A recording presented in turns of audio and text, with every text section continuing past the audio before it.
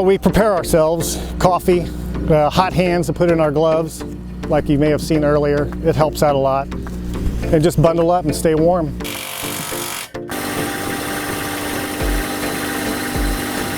All winter long. Weather permitting actually, but you know, it's not too bad now. It's 12, 15 degrees, it's sunny. The wind's not too bad, so it's not horrible. We can't work in if it's raining heavily, you know, when we drill a hole, it fills up full of water, stuff like that. Those kinds of things will stop us and prevent us from working.